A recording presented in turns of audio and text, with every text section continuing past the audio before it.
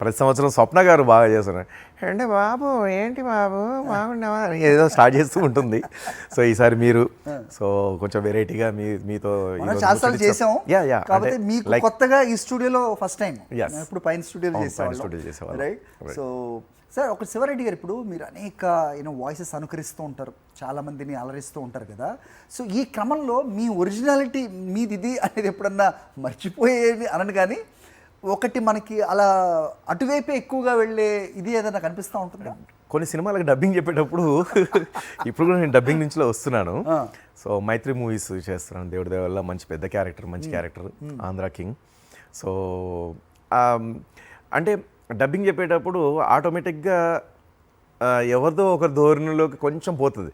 మళ్ళీ శివారెడ్డి కంట్రోల్ అని చెప్పేసి మళ్ళీ నా కంట్రోల్లోకి నీకు అంటే నన్ను నేను నా వాయిస్ నేను మళ్ళీ కంట్రోల్ అయిపోయి మళ్ళీ యాజ్గా ఆ క్యారెక్టర్ తగ్గట్టుగా చక్కగా నా డబ్బింగ్ నేను చెప్పేసుకొని బయటపడిపోతుంటాను. అయితే ఉంటుంది, అప్పుడప్పుడు వస్తుంది, ఇంపాక్ట్ ఉంటుంది. ఎందుకంటే 24 hours ఇదే ఆలోచనలతో ఇదే మైండ్ సెట్తో ఉంటాం కదా. ఇమిటేషను, ఇప్పుడు మిమ్మల్ని చూస్తామంటే మిమ్మల్ని మీ బాడీ లాంగ్వేజ్, మీ గొంతు ఎలా ఉంటుందని ఇట్లా ఉంటుంది. అది దొరకవచ్చు, దొరకకపోవచ్చు మీ వాయిస్. సో అట్లా కీప్ ఆన్ ట్రయింగ్ కదా. సో దానివల్ల మా ఒరిజినల్ వాయిస్ మర్చిపోతుంటాం అప్పుడప్పుడు.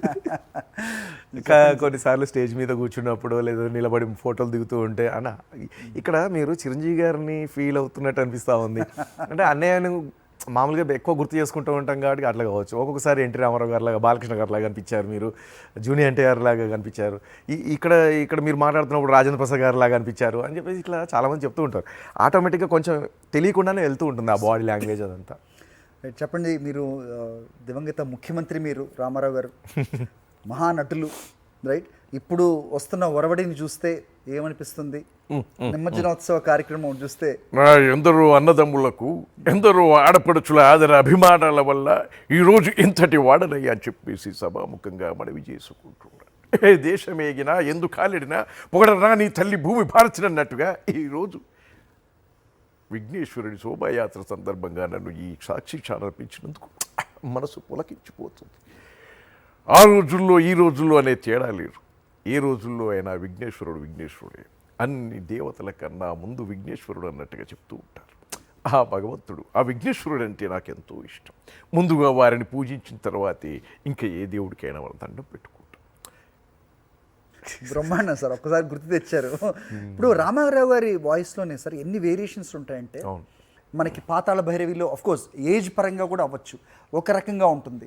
ఆయన మిడిల్ ఏజ్లో చేసిన పాత్రలు అవ్వచ్చు, చివరి అంకంలో చేసిన పాత్రలు అవ్వచ్చు, దేనికదే అని చెప్తూ ఉంటారు. అవును, అంటే ఆయన ఒక్కొక్క టైంలో ఒక్కొక్క విధంగా మాట్లాడేశారు. లైక్ యంగ్గా ఉన్నప్పుడు అవునా అమ్మ ఎందుకు చచ్చు ఆ రోజుల్లో ఇలా ఉండేది.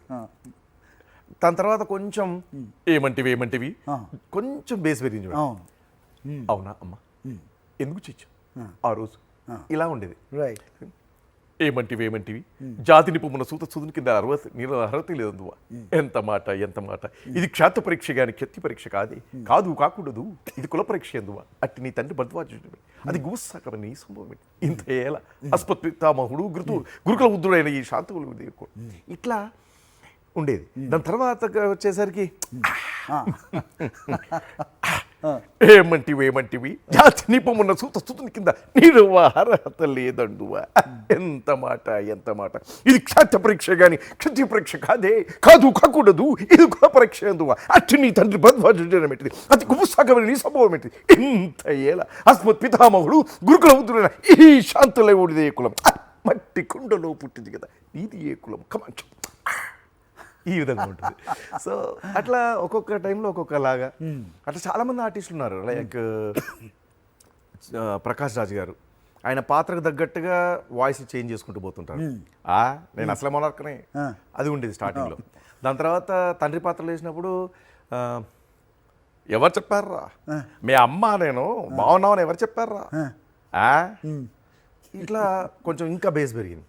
ఓల్డ్ క్యారెక్టర్లు చేసినప్పుడు లైక్ అంతఃపురము లేకపోతే స్టాలిన్, చిరంజీవి గారు స్టాలిన్ ఇట్లా వచ్చేసరికి ఓర్ నాయనో ఏంట్రా ఏ సోంబారి వార్డు మెంబర్ కూడా కాలేవు ఆ తాటి నా కూతురు నీకు ఇచ్చి కట్టబెట్టినా ఎట్టా చూసుకోమన్నారా నా కూతురుని నెత్తి మీద పెట్టి పోచాయి మళ్ళా ఆ డెబ్బటో అన్న అక్కడ వచ్చి నాన్న కూతలు కూసిపోతా ఉంటే అన్నీ మూసుకొని ఉన్నామట అంటే ఈ కొంచెం ఆ ఓల్డ్ ఫీలింగ్ తీసుకొచ్చి అట్లా చేస్తూ ఉంటాడు అనమాట. మీకు స్టాలిన్లో మీరు ఉన్నారు, మీరు యాక్ట్ చేశారు కదా.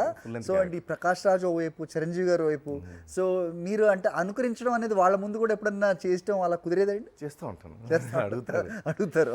అప్పుడప్పుడు ప్రకాష్ రాజ్ అన్న ఇక్కడ గెస్ట్ హౌస్లో ఉన్నప్పుడు కూర్చున్నప్పుడు సరదాగా మేము ఈవినింగ్ టైంలో కలుసుకున్నప్పుడు అట్లా చేసి చూపిస్తూ ఉంటాను. ఏది ఎక్కువ అడుగుతారు మిమ్మల్ని? అట్లేమే ఇది అన్నట్టుగా ఏం లేదు, మామూలుగా జనరల్గా మాటల్లో వచ్చేసి టక్కున నేనే ఏదో ఒకటి అనడం లేదా ఆఫీస్ బాయ్ని నేను పిలవడం ఆయన బదులు.